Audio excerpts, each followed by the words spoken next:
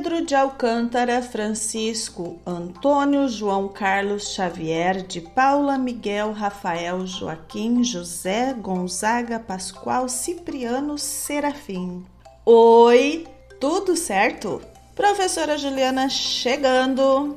Sejam bem-vindos ao podcast Falar Português Brasileiro.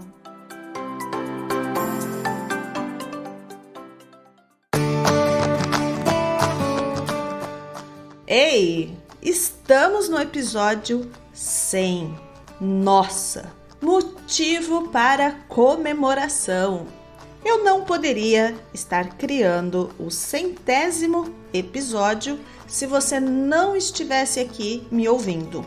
Eu já teria desistido do podcast. Então, muito obrigada! Para ficar ainda melhor a nossa comemoração, se você for ouvinte do podcast pelo Spotify, faça a sua avaliação pelo aplicativo. Dê todas as estrelas que você puder lá para nós. Acesse o perfil do podcast no Spotify. Nos 3 pontinhos é possível fazer esta avaliação. Este episódio foi sugestão de um ouvinte. Eu achei bem curioso a curiosidade do ouvinte. Vamos falar sobre os nomes dos brasileiros?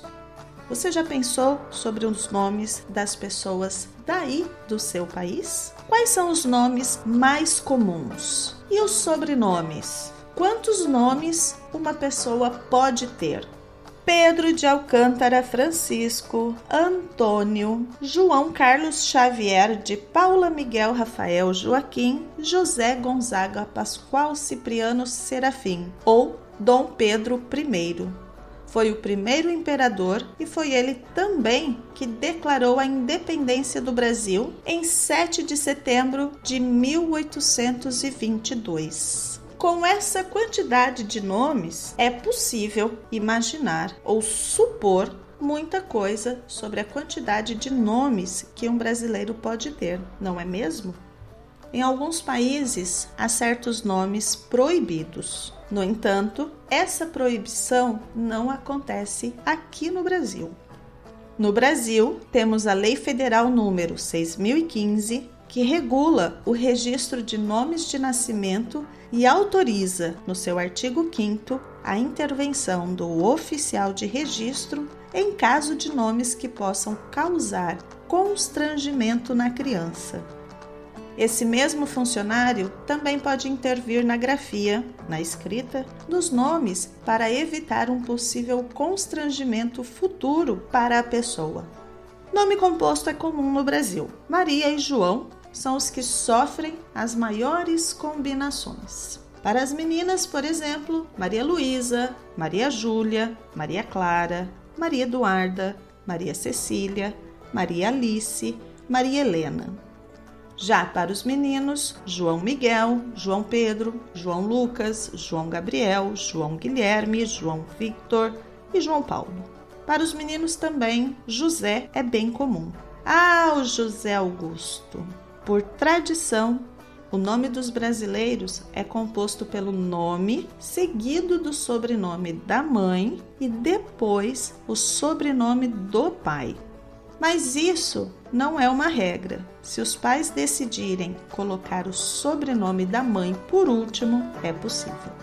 Os sobrenomes mais comuns no Brasil são Silva, Santos, Oliveira e Souza. Todos esses sobrenomes são de origem portuguesa e foram espalhando-se pelas regiões brasileiras. O brasileiro é muito criativo e adora criar coisas, incluindo nomes e escrita diferente para os nomes. Atualmente, temos muitos nomes escritos com Y, W, K, 2 L's, 2 N's. E todas as possibilidades para deixar os nomes esteticamente mais bonitos. Eu, professora, que já ensinei na educação básica brasileira, posso afirmar que não existe uma preocupação com a aprendizagem dessa criança para escrever o nome e a possibilidade de bullying por parte dos pais. Vamos falar a real, o papo reto aqui. Falar a real ou papo reto é o mesmo que ser objetivo. Então, sejamos objetivos. Considere a possibilidade de um dia você conhecer a anacloroquina, a mariquitina, o Janssen, pandemília e o pandemílio, e a ivermecristina, junto com o Covidson. No país de vocês, esses nomes modernos podem acontecer? Bom, enquanto você pensa e responde, eu vou ficando por aqui e abrirei uma caixa de pergunta aqui no episódio. Dúvidas, sugestões, entre em contato comigo pelo e-mail contato@falarportuguesbrasileiro.com. Acesse a minha página falarportuguesbrasileiro.com e venha aprender português comigo, a sua professora de português. Até o próximo episódio. Tchau, tchau!